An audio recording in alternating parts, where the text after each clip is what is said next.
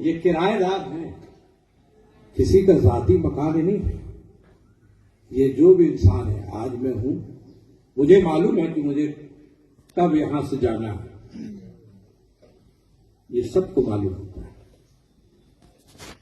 इसलिए जाने का समय तय है, करने का भी समय तय है।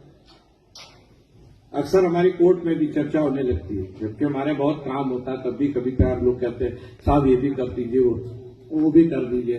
तो मैं उनसे कहता हूं कि मैं सुबह जब बैठता हूं तो कैलकुलेट करके बैठता हूं कि मेरे पास 10 बजे से लेकर सुबह शाम के 4 बजे तक 300 मिनट है। अब इस 300 मिनट में हम अपने अधिवक्ता कितनी बात कहेंगे, उनकी बात हम कितनी जल्दी समझ लेते हैं कि कितना वो क्या कहना चाहते हैं, तो काम हल्का हो जाता है। और कितने अच्छे शब्द में मैं उसको कह देता हूं कि वो समझ में आ जाए, तो निर्णय लिख जाता है। तो it is a calculation of time. तो समय का सदुपयोग करें, समय का दुरुपयोग बिल्कुल ना करें।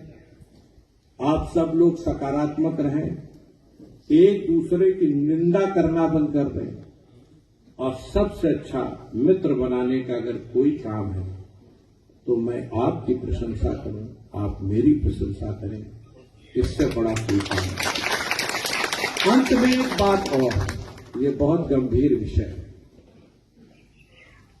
जब मैं पूर्वजों की बात करता हूं तो आपके लिए गर्व का विषय होना चाहिए,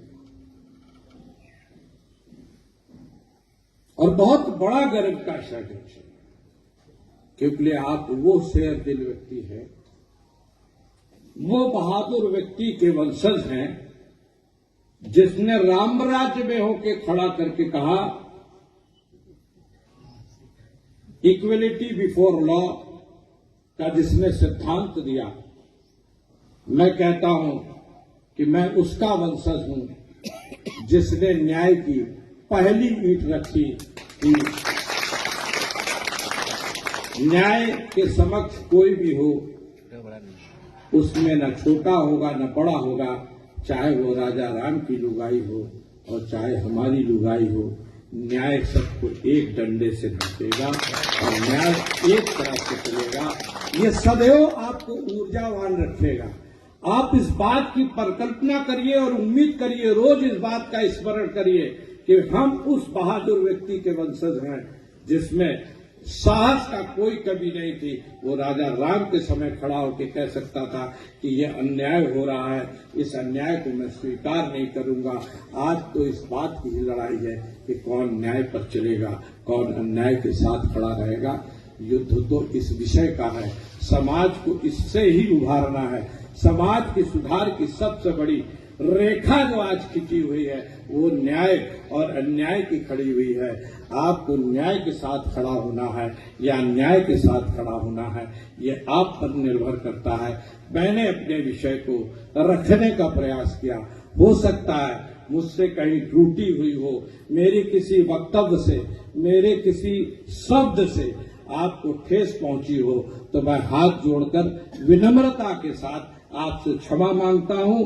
और जो खराब लगी हो बात, वो बात मुझे आप लौटा दीजिएगा, मैं अपने घर लेता जाऊंगा। लेकिन अगर मेरी कोई भी बात अच्छी लगी हो, उसमें से अगर एक बात भी अच्छी लगी हो, तो जीवन में उसका पालन कर लीजिएगा। मैं अपने जीवन को सफल मानूंगा कि मेरे एक विषय पर, एक बिंदु पर अमुक व्यक्ति मेरे साथ खड़ा है। बहुत बहुत धन्यवाद। जय हिंद, जय भारत।